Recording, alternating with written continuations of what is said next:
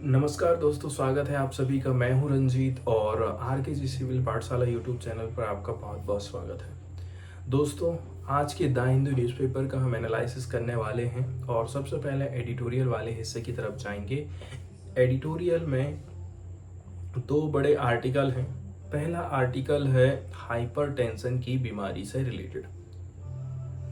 आज के समय में देखा जाए साल्टी, इसके अलावा कुरकुरे, तीखा, मिर्ची वाली चीज़ें, फूड, पैक्ड फूड का इस्तेमाल आज बहुत ज़्यादा हो रहा है। हमको ये पता नहीं रहता है कि कितना नमक हमारी बॉडी के लिए ज़रूरी है और कितना हम खा लेते हैं। WHO ने लिमिटेड कर दिया है कि आपको डेली इतना ग्राम खाना चाहिए नमक, लेकिन हम उससे कहीं ज़्यादा डबल तिबल खा रहे हैं। इसका असर सीधे सीधे हमारी बॉडी के ऊपर पड़ता है, हमारे ब्लड प्रेशर के ऊपर पड़ता है, हमारे बीपी के ऊपर पड़ता है और इसी के चलते चलते फिर बहुत सारी बीमारियां होती हैं। एक चीज़ से बहुत सारी चीज़ें फिर जुड़ जाती हैं। पार्टिकुलरली यहाँ पर हाइपरटेंशन की बात करी जाती है कि हाइपरटेंशन की बीमारी क्या है, कैसे करके ये होती है, क्या क्या इसके लक्षण होते हैं और कैसे करके हम इसको कंट्रोल कर सकते हैं। तो पहला आर्टिकल हमारा हाइपरटेंशन से रिलेटेड होने वाला है, मतलब नमक का इस्तेमाल कैसे करके हम कम से कम कर सकते हैं। फर्स्ट आर्टिकल ये रहेगा। सेकंड नंबर का जो आर्टिकल हम यहाँ डिस्कस करने वाले हैं वो सोशल मीडिया से रिलेटेड है। अभी हाल फिलहाल में हमने सोशल मीडिया से रिलेटेड एक आर्टिकल पढ़ा था। आज के समय में हम सोशल मीडिया का किस प्रकार से पॉलिटिक्स में इस्तेमाल किया जा रहा है इसके बारे में चर्चा करने वाले हैं। देखिए, आज के समय में सोशल मीडिया की बात करें, सोशल मीडिया चलाने वाले लोगों की बात करें, यूट्यूबर्स की बात करें, तो यूट्यूबर्स लोग आज के समय में जो बड़ा बड़ा वीडियो बनाते हैं ना, उसमें से छोटी छोटी चीज़ें निकाल करके लोग उसको पॉलिटिक्स के साथ में जोड़ देते हैं। जैसे कि किसी को पसंद आ गया तो वो कांग्रेस वाले ने उठा लिया, कुछ हिस्सा यदि पसंद आ गया तो वो बीजेपी वाले ने उठा लिया और अपने साथ जोड़ करके लोगों को दिखा रहे हैं। इससे बहुत जल्दी से जल्दी कोई भी नेता बहुत ज़्यादा फेमस हो जाता है। लेकिन आजकल ये जो शॉर्ट्स वीडियो की दुनिया चल रही है, इससे कौन कौन सा नुकसान है, कौन कौन से फायदे हैं और कैसे करके राजनीति ने इसके ऊपर पकड़ बना ली है, इसके ऊपर यहाँ पर हम चर्चा करने वाले हैं। मतलब आजकल जो शॉर्ट्स वीडियो की दुनिया चल रही है, ये जो शॉर्ट्स वीडियो की दुनिया है, ये हमारे लिए अच्छी साबित नहीं हो रही है। इसके ऊपर यहाँ पर फोकस किया जाएगा। तो आर्टिकल में यहाँ पर हम डिस्कस करने वाले हैं साल्ट का ज़्यादा इस्तेमाल करने से हमारी बॉडी के ऊपर क्या असर पड़ता है, कौन कौन सी बीमारियाँ हैं, क्या इससे हाइपरटेंशन की बीमारी हो सकती है, क्या इससे हमारा जो बीपी है वो बढ़ सकता है। इसके ऊपर यहाँ पर हम चर्चा करने वाले हैं। 250 शब्दों में जो हमको आंसर राइटिंग करना है उसकी लाइन इस प्रकार से होने वाली है। Indians need to have greater awareness about the long-term impact of untreated hypertension. सबसे पहले तो हाइपरटेंशन के बारे में लोगों को आप जागरूक करिए। हमको ज़्यादा से ज़्यादा जागरूक बनने की ज़रूरत है। यदि हाइपरटेंशन का ट्रीटमेंट नहीं होता है तो क्या होगा। साथ ही साथ danger of excess dietary salt intake, दो बातों के ऊपर फोकस करना पड़ेगा। नमक की मात्रा को कंट्रोल करना है और दूसरी चीज़ ये है, यदि हाइपरटेंशन का इलाज नहीं किया जाएगा तो मुझे कौन कौन से लक्षण दिखाई देंगे। ये दो चीज़ों के ऊपर हमको 250 शब्दों में आंसर राइटिंग करना है। अभी हाल फिलहाल में ग्लोबल रिपोर्ट आई थी हाइपरटेंशन के ऊपर, जिसका टाइटल रखा गया था the race against a silent killer. एक रिपोर्ट आई थी जो कि बताती है किसके बारे में, हाइपरटेंशन के बारे में। हाइपरटेंशन को यहाँ पर साइलेंट किलर के रूप में बोला गया है। ये रिपोर्ट आई थी सन 2023 में, तो WHO की तरफ से इसको रिलीज़ किया गया था। अपने आप में हाइपरटेंशन के ऊपर ये पहली रिपोर्ट जारी की गई थी जिसका टाइटल रखा गया था global report on hypertension the race against a silent killer. इसमें इस बीमारी को साइलेंट किलर के रूप में प्रस्तुत किया गया है। ठीक है, ऐसा क्यों हो रहा है? क्योंकि बहुत सारे लोग ऐसे हैं जो कि हाइपरटेंशन मतलब हाई ब्लड प्रेशर के बारे में उनको जानकारी नहीं रहती है। हाई ब्लड प्रेशर के चलते चलते उनको कौन कौन सी समस्या जाती है, इसके बारे में वो लोग बिल्कुल भी कहना चाहिए अवगत नहीं रहते हैं। इसीलिए यहाँ पर इस बीमारी को क्या नाम दिया गया है, इस बीमारी को नाम दिया गया है साइलेंट किलर के रूप में। आगे यदि हम बात करें, हाइपरटेंशन की बीमारी के चलते चलते हमारा जो ब्लड प्रेशर है हाई हो जाता है। ठीक है, ये अपने आप में single most important risk factor माना जाता है हमारे देश में अर्ली डेथ्स का, मतलब टाइम से पहले लोगों की मृत्यु हो जाना। एंड अंदाज़ा लगाया जा रहा है कि 10.8 मिलियन जो प्रिवेंटेबल डेथ हैं हर साल इसी के चलते चलते हो रही हैं पूरे विश्व भर में। कितनी डेथ? 10.8 मिलियन जाने जा रही हैं हाई ब्लड प्रेशर के चलते चलते एवरी ईयर। देखिए, अदर जितने भी रिस्क के फैक्टर हैं उनमें से कहीं ज़्यादा डेथ है इसके चलते चलते हो रही हैं। हाई ब्लड प्रेशर के चलते चलते बहुत ज़्यादा डेथ होती हैं यदि हम अदर डेथ के सोर्सेज को देखें, जैसे कि कोई तंबाकू खा रहा है, किसी को हाई ब्लड शुगर है, लेकिन यदि किसी को बीपी की, हाई ब्लड प्रेशर की समस्या है, बीपी की समस्या है, तो उसकी जान जाने का जो खतरा है वो ज़्यादा रहता है। वहीं यदि हम बात करें ऐसे एडल्ट की संख्या जिनको हाइपरटेंशन की बीमारी है, इनकी संख्या डबल हो गई है लास्ट, यदि हम 3 दशक की बात करें, 3 दशक की बात करें, मतलब यदि हम पिछले 30 साल की बात कर लेते हैं तो यहाँ पर जो एडल्ट लोग हैं उनकी संख्या डबल हो गई है और ये बढ़ कर के 1.3 बिलियन हो गई है यदि 1990 से यदि हम काउंट करते हैं। फिर यदि हम ग्लोबली एस्टिमेशन करें तो जो 46% एडल्ट ऐसे हैं जिसमें हाइपरटेंशन की बीमारी है और ये लोग जानते नहीं हैं कि उनको इस प्रकार की बीमारी है। एंड बोला जा रहा है कि 42% मरीज ऐसे हैं हाइपरटेंशन के जिनको डायग्नोज किया गया है एंड इनका ट्रीटमेंट किया गया है। मात्र 21% लोग ऐसे हैं, 21% एडल्ट ऐसे हैं। ठीक है, मतलब इसको आप कह सकते हैं हर 5 में से 1 एडल्ट ऐसा है जिसको हाइपरटेंशन की बीमारी है और इसको कंट्रोल की पोजीशन में हम देख रहे हैं कि भाई अंडर कंट्रोल वाली कंडीशन में। 5 में से 1 को ही संभाल सकते हैं आप, बाकी 4 का आप ट्रीटमेंट नहीं कर पा रहे हैं। अब कुछ रिसर्च आई थी जैसे कि Indian council of medical research India diabetes ICMR INDAB की एक स्टडी है। इसमें एस्टिमेशन लगाया गया है कि 311 मिलियन पीपुल ऐसे हैं जिनको हाइपरटेंशन की बीमारी है, मतलब 1 in every 3 एडल्ट, 3 में से हर एक को हाइपरटेंशन का लक्षण दिखाई देता है भारत में। यदि हम कंट्री की बात करें तो जो ऐसे एडल्ट जिनको हाइपरटेंशन की बीमारी है वो 3 गुना हो चुके हैं, मतलब जो हम एस्टिमेशन लगाए थे 101 मिलियन पीपुल्स का, इसका कितना गुना हो गया है? 3 गुना हो गया, इसलिए तो 311 मिलियन पीपुल्स यहाँ पर बोला जाता है। आगे हम बात करते हैं कि WHO ने कितना बोला है कि आपको कितना नमक खाना चाहिए। हम हमारे देश में देखते हैं कि WHO कहता है कि भाई 5 ग्राम आप लीजिए, या फिर इससे ज़्यादा यदि आप ले रहे हैं तो आप कहना चाहिए नमक की जो मात्रा है वो ज़्यादा ले रहे हैं। ये one of the key risk factor माना जाता है हाइपरटेंशन का, ठीक, जिसके चलते चलते 2 मिलियन कार्डियोवास्कुलर डिसीज डेथ होती है 2019 में। साल्ट के अलग अलग सोर्सेस हो, मतलब अलग अलग चीज़ों का अलग अलग सोर्स है कि भाई किस में नमक की मात्रा कितनी है। जैसे कि यदि हम बात कर लेते हैं अलग अलग, जैसे कि कहीं पर है चिप्स है, कुरकुरे है, नमकीन है, ये सारी जो चीज़ें हैं इनमें ज़्यादा मात्रा में हमको साल्ट देखने को मिलता है। और दूसरी बात ये है हम खुद डेली भी साल्ट को इनटेक करते हैं सब्जी में नमक डाल करके। कार्डियोवास्कुलर डिसीज़ का जो रिस्क है इसको आप रिड्यूस कर सकते हैं 30% एंड मोर्टेलिटी को आप 20% रिस्क मोर्टेलिटी की रेट को 20% कम कर सकते हैं यदि आप नमक की मात्रा को कंट्रोल में रखते हैं। तो एक रिसर्च में ये बात सामने आई है।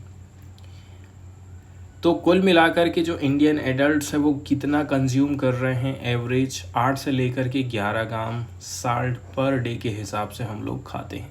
मतलब WHO ने बोला है कि 5, लेकिन हम खा रहे हैं 11 या फिर 8, मतलब दुगना नमक हम खा रहे हैं।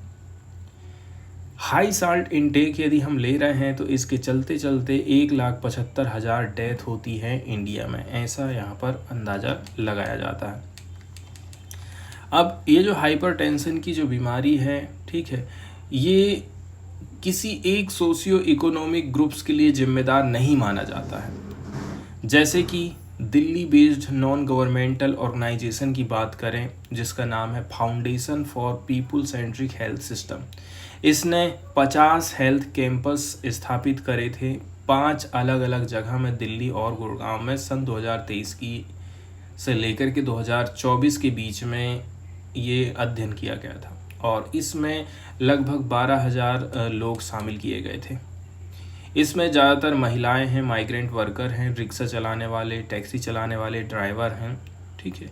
मतलब हम ऑल जो लो इनकम ग्रुप्स है वहाँ से लोगों को उठाए हैं। अब बताया जा रहा है कि बहुत बड़ा नंबर ऐसा है लोगों का, बहुत बड़ी संख्या ऐसी है जिनको डायबिटीज़ की बीमारी है, हाइपरटेंशन की बीमारी है, and majority of cases detected for the first time in these campus. पहली बार कभी कभी तो ऐसा हुआ है कि लोग कह रहे हैं हमने पहली बार इस प्रकार का कोई टेस्ट कराया है, जो बताता है कि कहीं ना कहीं गैप हमको दिखाई दे रहा है। भाई लोग अवेयर नहीं हैं, लोगों को डिटेक्ट नहीं किया जा रहा है, बीमारी का डिटेक्शन नहीं किया जा रहा है और ना ही इसका ट्रीटमेंट किया जा रहा है, पार्टिकुलरली इस प्रकार के गरीब एरिया में। वहीं इंडिया की बात करें तो जो गवर्नमेंट ने टारगेट सेट करा है कि भाई 75 मिलियन जो पीपल है, ठीक है, हाइपरटेंशन से या फिर कहना चाहिए हाइपरटेंशन और diabetes on standard care by 2025, इतने लोगों का इलाज यहाँ पर किया जाना है, ये टारगेट हमने रखे। वहीं यदि हम बात करें इंडिया हाइपरटेंशन कंट्रोल इनिशिएटिव, ये यहाँ का सबसे महत्वपूर्ण मुद्दा हो गया है यहाँ पर। मतलब हाइपरटेंशन कंट्रोल जो इनिशिएटिव है इस एडिटोरियल का सबसे महत्वपूर्ण पार्ट है, इसी के ऊपर ये आर्टिकल फोकस करता है।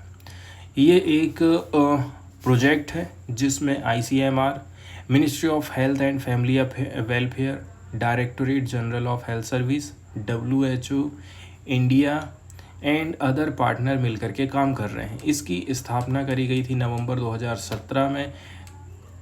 5 स्टेट उठाए गए थे, उसमें से 25 डिस्ट्रिक्ट का सिलेक्शन किया गया था। IHCI प्रोग्राम के अंतर्गत हम देखें तो यहाँ पर 5 सिंपल और स्केलेबल स्ट्रेटजीज अपनाई जाती हैं जिसको इम्प्लीमेंट किया जाएगा प्राइमरी हेल्थ केयर के माध्यम से। मतलब यहाँ पर गांव के जो छोटे मोटे अस्पताल रहते हैं ना, वहाँ से चीज़ें शुरू करने की बात यहाँ पर करी जा रही है।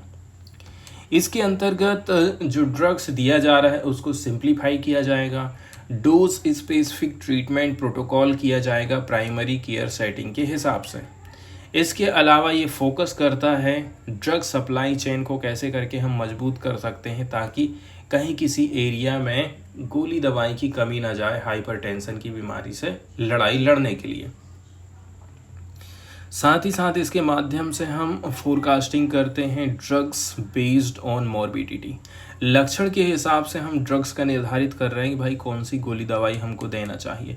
साथ ही साथ हम इंश्योर करते हैं एडिक्वेट बजट एलोकेशन को, सालाना कितना पैसा हमको खर्चा करना पड़ेगा ताकि हम परचेज कर सकें हाइपरटेंशन मेडिकेशन को। बोला जाता है ये जो IHCI प्रोग्राम है, ठीक है, यहाँ पर हमको टीम बेस्ड काम और डिसेंट्रलाइज केयर स्कीम देखने को मिलती है। मतलब अतिरिक्त में यदि हम देखें, component to make health service patient centric by measures such as dispensing of 30 days of medicine in every patient visit are part of the initiative. 30 days of medicine in every patient visit. बोला जा रहा है कि भाई जो है आपको 30 दिन की गोली दवाई दी जाती है, इसके बाद आप फिर से जाइए गोली दवाई लेने के लिए। इसमें यूज़ किया गया है इंफॉर्मेशन सिस्टम का, ताकि प्रोग्राम की मॉनिटरिंग हम कर सकें। अब हम बात कर रहे हैं, लगभग 6 साल हो चुके हैं IHCI इम्प्लीमेंटेशन प्रोग्राम के इम्प्लीमेंटेशन की, एंड बोला जा रहा है इसका रिजल्ट किस प्रकार से रहा है। यहाँ पर 2 मेजर प्रोग्रामेटिक लर्निंग हमको प्राप्त हुई है। पहले नंबर की बात यह है, हम सिंपल ट्रीटमेंट प्रोटोकॉल लेकर के आए, साधारण इलाज करिए, बहुत ज़्यादा कठिन, बहुत ज़्यादा महंगा इलाज देने की हमको ज़रूरत नहीं है।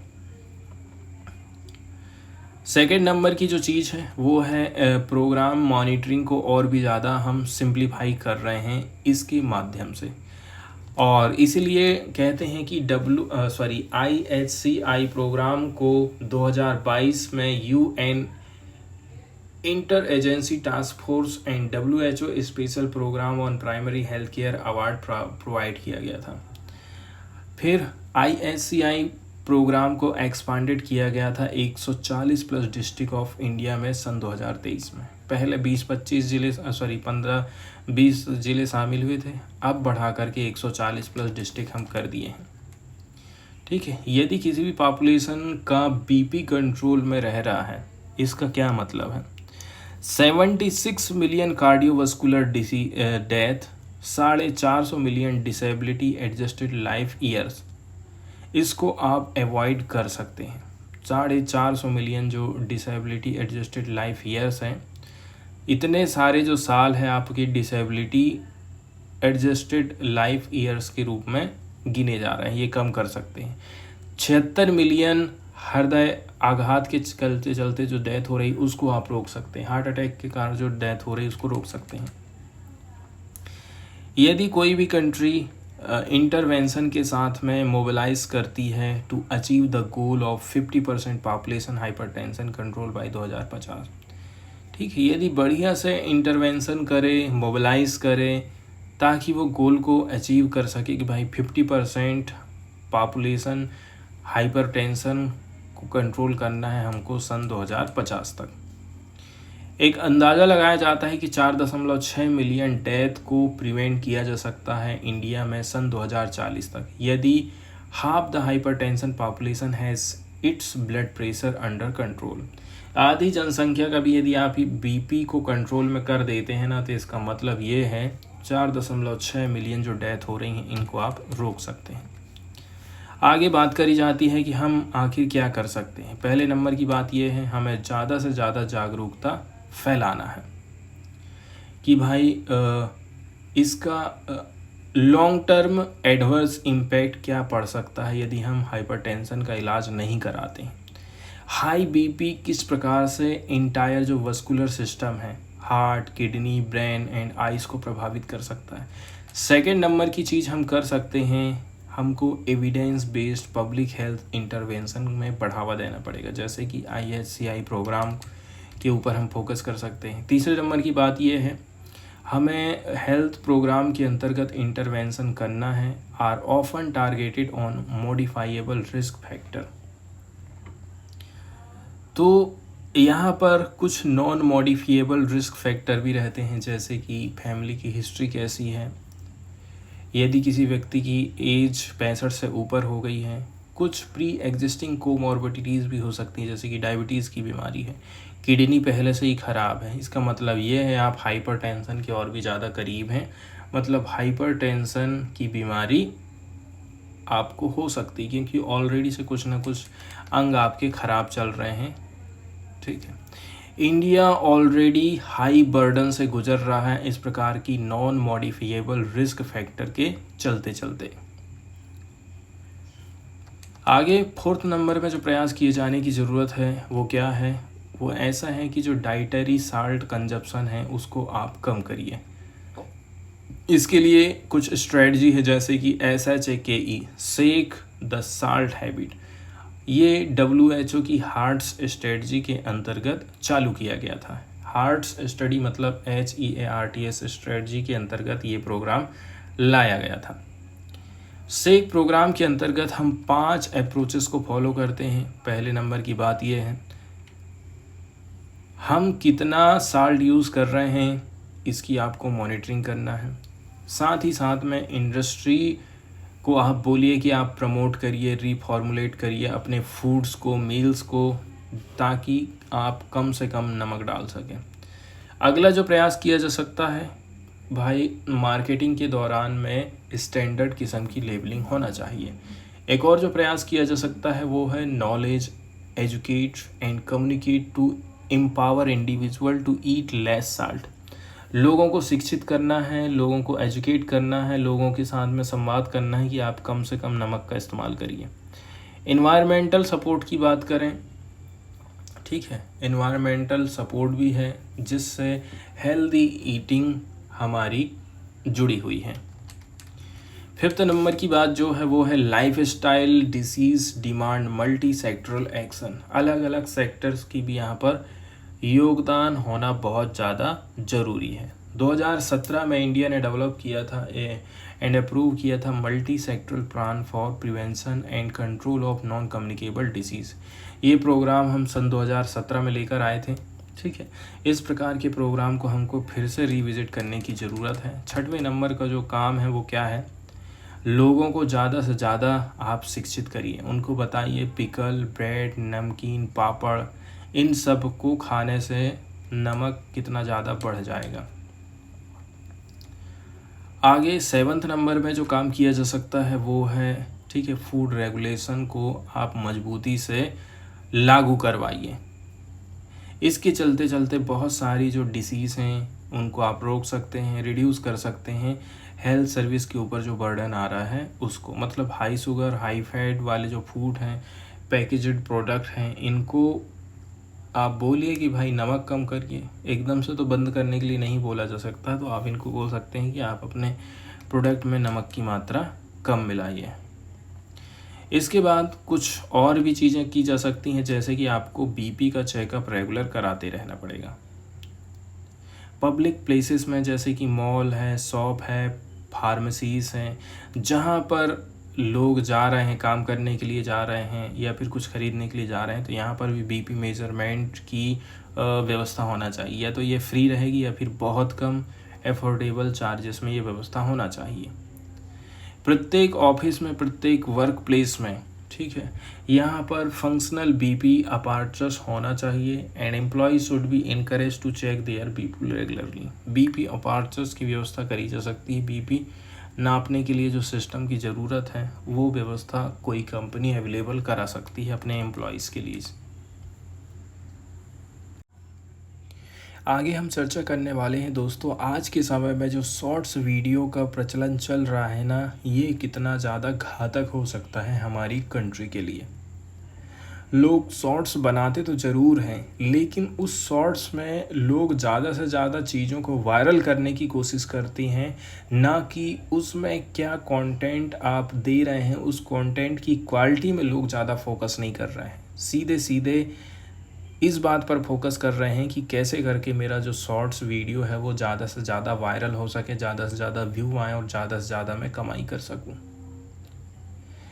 देखिए, ये जो शॉर्ट्स वाले वीडियो रहते हैं ना, हर क्षेत्र में पॉपुलर होते जा रहे हैं। साथ ही साथ में शॉर्ट्स वाले जो वीडियो हैं इनका इस्तेमाल आज के समय में लोग पॉलिटिक्स में करने लगे।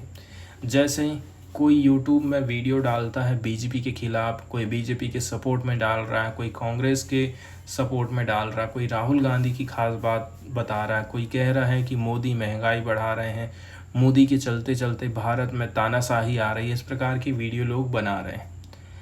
अब ये दोनों पार्टियां इसका फ़ायदा उठाती हैं, ठीक है। ये वीडियो ज़्यादा से ज़्यादा वायरल होते हैं, इनका प्रयोग करती हैं पॉलिटिकल वाली पार्टियां अपने आप को ज़्यादा से ज़्यादा वायरल करने के लिए, फ़ायदा उठाने के लिए। तो आज के समय में सोशल मीडिया का इस्तेमाल बढ़ते जा रहा है। साथ ही साथ में यहाँ पर आपको जो देसी लैंग्वेजेस है वो देखने को मिलती है। साथ ही साथ में अनरेगुलेटेड डिजिटल स्पेस यहाँ पर तैयार हो रहा है, हाईली कॉम्पिटिटिव कंटेंट तैयार हो रहा है। साथ ही साथ जो पॉलिटिक्स है वो पोलराइज हो रही है, ठीक है। जो पॉलिटिक्स है वो पोलराइज हो रही है किसकी तरफ में, सरकार की तरफ में या फिर विपक्ष वाली पार्टी के तरफ में। साथ ही साथ यहाँ पर कुछ कुछ चांसेस रहता है कि भाई जो मिस इन्फॉर्मेशन है वो भी बहुत तेज़ी के साथ में शॉर्ट्स वीडियो के माध्यम से फैलती है। सबसे पहले तो हम बात करते हैं कि भाई आज के समय में लोगों के पास समय कम है। इसका मतलब ये है हम लंबे वीडियो नहीं देखते हैं, शॉर्ट्स का ज़माना चल रहा है। एक रिसेंट स्टडी आई थी accelerating dynamics of collective attention की तरफ से, जिसको पब्लिश किया गया था नेचर पत्रिका में। इसमें हाईलाइट किया जाता है कि कैसे करके आज के समय में जो ह्यूमन का अटेंशन है वो कम होते जा रहा है। ठीक है, पहले 2.5 मिनट हम किसी को वीडियो को देते थे, आज के समय में ऐसा हो गया है कि मात्र हम 45 सेकंड दे पा रहे हैं। इसलिए आज के टाइम में जो वीडियो बनाए जा रहे हैं शॉर्ट्स के वो 1 मिनट के रहते हैं या फिर उससे भी कम का आप बनाते हैं। अब ये जो चीज़ हो रहा है ये चीज़ हमको शॉर्ट्स में सोशल मीडिया के कंटेंट में दिखाई दे रही है, क्योंकि बड़े वीडियो का व्यू कम जा रहा है, छोटी वीडियो का व्यू ज़्यादा चले जाता है। ऐसा आप देख सकते हैं, यदि आप कभी वीडियो डालें अपलोड करें तो एक का बनाना शॉर्ट्स और एक का बनाना लॉन्ग, और दोनों की व्यूज़ को आप कंपेयर करके देख लेना। आज के समय में 1 मिनट से भी कम छोटे आर्टिकल तैयार करे जा रहे हैं एंड ऐसी वीडियो बनाई जा रही है जिसमें 200 कैरेक्टर से कम हो या फिर 200 कैरेक्टर के बराबर। शॉर्ट्स वाले कंटेंट की यही तो ख़ास बात रहता है कि आप इसको बहुत आसानी से प्रोड्यूस कर सकते हैं एंड फोकस रहता है कंटेंट को वायरल करने का। कंटेंट में क्या क्वालिटी है इसके ऊपर कोई फोकस नहीं किया जाता। इस प्रकार का जो कंटेंट होता है, इस प्रकार की जो सामग्री रहती है इजी तरीके से प्रोड्यूस करी जाती है, डिज़ाइन करी जाती है वायरल स्पीड के हिसाब से, मतलब उसकी गहराई के ऊपर कोई चर्चा नहीं करता है। इसके बाद सोशल मीडिया एल्गोरिदम भी मदद करता है। कैसे मदद करता है? आप एक बार मोदी के खिलाफ में कोई वीडियो देख लेंगे तो बार बार उसी प्रकार के वीडियो आने लग जाएंगे। एक बार यदि आप राहुल के खिलाफ में कोई वीडियो देखते हैं तो उसी प्रकार के वीडियो आना चालू हो जाता है। इसको बोलते हैं एल्गोरिदम। तो सोशल मीडिया को एल्गोरिदम से भी बहुत ज़्यादा फ़ायदा हो रहा है। अब हम बात करते हैं कि बीजेपी और कांग्रेस दोनों किस प्रकार से सोशल मीडिया का इस्तेमाल कर रहे हैं या फिर करते आ रहे हैं। राजनीति में ये लोग कितना इनका प्रयोग करते हैं। भारत में ऐसा एज्यूम किया जाता है कि ये जो बीजेपी है इसके पास में कहीं ज़्यादा हायर, कहीं ज़्यादा मोर इफ़ेक्टिव सोशल मीडिया प्रेजेंस है कांग्रेस की तुलना में। फैक्ट वाली बात यह है, बहुत सारे एनालिसिस किए गए हैं दोनों तरफ से, मतलब पॉलिटिकल स्पेक्ट्रम के हिसाब से यदि हम देखें तो जो बीजेपी का पॉलिटिकल डोमिनेंस है 2014 से ही, ठीक है, वो अपने आप में फर्स्ट मूवर एडवांटेज रहा है। वहीं यदि हम कांग्रेस की बात करें तो ज़्यादातर कांग्रेस के जो नेता हैं वो रैली में लगे रहते हैं, ठीक है, लॉन्ग वाइंडिंग स्पीचेस देते रहते हैं, जबकि बीजेपी क्या काम करती है, सोशल मीडिया का प्रयोग कर रही है, फेसबुक का प्रयोग, ट्विटर का प्रयोग, व्हाट्सएप का प्रयोग कर रही है और ज़्यादा से ज़्यादा लोगों तक जुड़ पा रही हैं। एंड बोला जा रहा है कि 2019 के जनरल इलेक्शन से, ठीक है, Congress has invested significantly in social media. Congress ने भी सोशल मीडिया के ऊपर काफ़ी कुछ पैसे खर्चा करना चालू कर दिया है जब से 2019 का चुनाव गया है। तो लेकिन आप यदि हम फॉलोअर्स की बात कर लें, एंगेजमेंट स्टैटिक्स की बात कर लें तो ज़्यादातर जो है बीजेपी की पक्ष में ही जाता है। अब हम बात कर रहे हैं ये जो वायरल पॉलिटिकल कंटेंट रहता है जिसमें हम क्या काम करते हैं, बड़े वीडियो को छोटा छोटा करके दिखाते हैं। जैसे कि एग्जाम्पल के तौर पर ध्रुव राठी ने एक वीडियो बनाया था जिसमें बोला जा रहा है कि भाई क्या भारत डिक्टेटरशिप की तरफ जा रहा है, तानाशाही की तरफ में बढ़ रहा है। अब इसका प्रयोग कई प्रकार से हो सकता है, जैसे कि बीजेपी वाले इसको अलग एंगल से देखेंगे, कांग्रेस वालों के लिए ये तो एक प्रकार से टूल हो गया है, छोटे छोटे टुकड़ों में इसको बांटा जाएगा और फिर इसको वायरल करने की कोशिश करी जाती है अपने हिसाब से। मतलब इसमें आप देखेंगे ना, बहुत सारा व्यूज़ गया है, बहुत सारे टॉपिक्स के ऊपर इसमें डिस्कशन किया जाता है। मतलब अभी तक जो पॉलिटिकल अपोजिशन की तरफ से जितना भी पोस्ट डाला गया है, लेकिन यहाँ पर हम चर्चा करने वाले हैं कि इस प्रकार के जो शॉर्ट्स वीडियो बनाए जाते हैं इससे क्या असर पड़ता है। पहले नंबर की बात यह है, जो आर्ग्यूमेंट दिया जा रहा है आपने उसको शॉर्टकट कर दिया है। इसका मतलब ये है आप उसका प्रयोग जो है इस रूप में करेंगे कि आप इसको ज़्यादा से ज़्यादा वायरल करें। उसमें क्या चीज़ है, क्योंकि ज़्यादातर जो सार रहेगा, जब तक आप चीज़ों को पूरी चीज़ को पूरा वीडियो नहीं देखेंगे, पूरा सार तो नहीं निकाल सकते। यहाँ पर जो फैक्ट प्रस्तुत करे जाते हैं उनको अलग कर दिया जाता है एंड जो मेन कॉन्टेक्स्ट रहता है इसको इग्नोर कर दिया जाता है।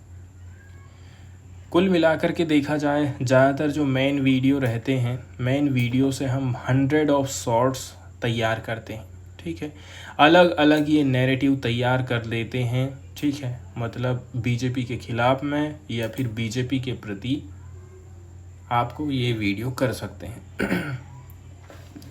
साथ ही साथ ये जो आर्टिकल हम देख रहे हैं ये बताता है कि कैसे करके एल्गोरिदम, साथ ही साथ लो अटेंशन स्पान्स के चलते चलते जो स्पेसिफिक टाइप ऑफ कंटेंट है ऑर्गेनिकली प्रोपोगेट करता है तेज़ी के साथ में।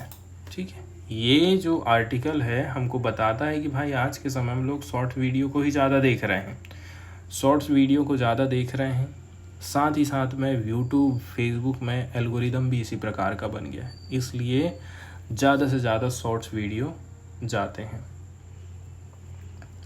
अब हम बात करते हैं, ठीक है, इसके बारे में क्या यूनिक चीज़ हमको देखने को मिल जाती है। यहाँ पर जो नैरेटिव सेट किया गया है, ठीक है, by an apparently independent content creator and then amplified by political parties.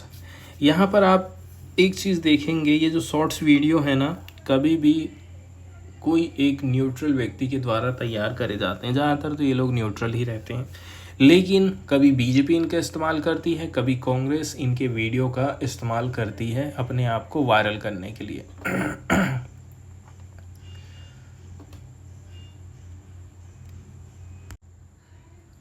दोस्तों, यहाँ पर हम चर्चा करेंगे कि सुप्रीम कोर्ट ने किस प्रकार से ईडी की गिरफ्तार करने की जो पावर है उसको कम किया है। पार्टिकुलरली यहाँ पर हम पीएमएलए कानून के अंतर्गत देख रहे हैं। पीएमएलए कानून के अंतर्गत यदि किसी के ऊपर केस चला रही है ईडी और चाहती है कि मैं उसको गिरफ्तार करूँ, तो एक चीज़ का आपको ये ध्यान रखना है कि जैसे कि यदि ये जो केस है, bench uphold right to personal liberty, लेकिन यहाँ पर जो बेंच है उसने पर्सनल लिबर्टी के ऊपर ज़्यादा फोकस किया था। इसका मतलब ये है, यदि किसी स्पेशल कोर्ट की तरफ से किसी व्यक्ति को समन किया जा रहा है, ठीक है, तो अब यदि वो बेल के लिए, जमानत के लिए आवेदन कर रहा है, तो इसके लिए उसको पीएमएलए कानून के जो नॉर्म्स है, नियम कानून है, उसको फॉलो करने की ज़रूरत नहीं है।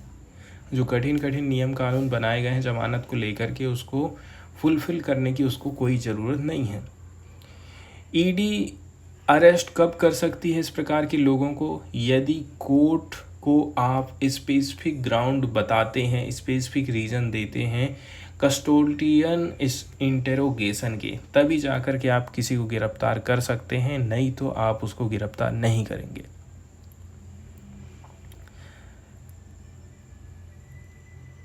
इसके अलावा देखिए, यहाँ पर यही सब बातें बताई जाती हैं कि कोर्ट ने कहा है कि अगर ईडी ऐसे आरोपियों की हिरासत चाहती है तो उसे हिरासत के लिए संबंधित कागज अदालत में देना पड़ेगा। अगर कोर्ट ईडी की बात से संतुष्ट हो गया है कि उससे हिरासत में पूछताछ की ज़रूरत है, तो वो इजाज़त दे सकता है। लाइव ला की एक रिपोर्ट है जिसके अंतर्गत बोला जा रहा है कि धारा 44 के अंतर्गत एक शिकायत के आधार पर पीएमएलए की धारा 4 के अंतर्गत दंडनीय अपराध का संज्ञान लेने के बाद ईडी और उसके अधिकारी शिकायत में आरोपी के रूप में दिखाए गए व्यक्ति को गिरफ्तार करने के लिए धारा 19 के अंतर्गत पावर का इस्तेमाल अब वो नहीं करने पड़ेंगे। वहीं यदि हम पीएमएलए कानून की बात करें तो केंद्र सरकार पर विपक्षी पार्टियां prevention of money laundering act के दुरुपयोग का आरोप लगाते रहती हैं। इस कानून को अटल बिहारी वाजपेयी की सरकार में 2002 में बनाया गया था, लेकिन ये कानून मनमोहन सिंह की सरकार में जाकर के लागू हुआ। अब तक इस कानून में बहुत सारे संशोधन हो चुके हैं। ठीक है, इस एक्ट का केवल एक ही उद्देश्य है कि काले धन को रोकना है, और इसी के लिए ईडी जांच पड़ताल करती है और ऐसे लोगों के ऊपर करती है जो कि विपक्ष में है, सरकार के खिलाफ में बोलते हैं। ज़्यादातर ऐसे ही केस हमको देखने को मिलते हैं। कभी भी ईडी ने बीजेपी के नेता के ऊपर दबिश नहीं दी है, इसलिए तो सेंट्रल एजेंसी के ऊपर हमेशा से आरोप लगते रहता है कि सरकार इनका मिसयूज़ कर रही है।